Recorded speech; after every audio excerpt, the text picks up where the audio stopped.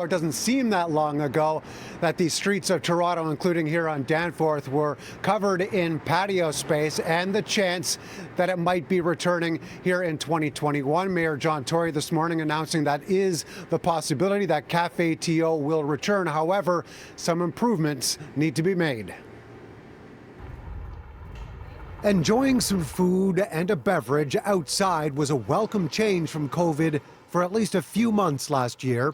Curbside patios made it possible, and now the city is already planning ahead for more. CafeTO is an example of that help, something that the city government could uniquely provide, an initiative that so many people embraced so wholeheartedly, both restaurants and members of the public. And so I think it was a win-win for everybody.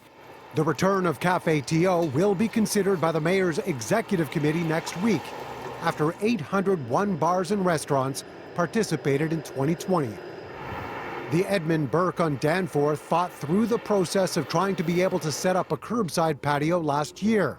After some convincing, the city approved some space on the back of their property. Having to go through whether or not you're going to get it and the stress of that every single year for CafeTO it's not necessary, and it's more than most people can take. The program was rushed the last time around. The closure of curb lanes with tables and chairs added didn't happen until the start of July. This time around, the city is planning to offer extra time, with registrations beginning next month, allowing for businesses to be up and running in May. It's just a nice community feeling to me, right? It just brings everybody together. If you're going to do it again, put up some concrete barricades so people are protected. In a survey conducted by the city last fall, 84% of business owners said they were satisfied with the program overall, although just 51% thought the curb lane closures went well. When asked if their restaurant would have been financially viable without additional outdoor space, 66% of owners said no. First and foremost, anyone who was able to build on their private property, this should just stay. It should be grandfathered in like all the other patios in the city of Toronto. Patio fees would be waived again.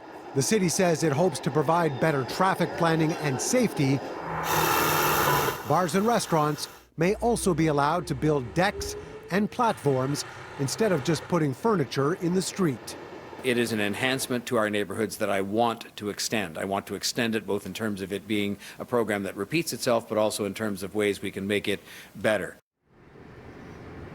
Now, the city's active TO program, the one that shut down major roads and streets in the city to make way for pedestrians and cyclists, may also be coming back. However, scheduled construction needs to be taken into consideration, and so a report is due back in March.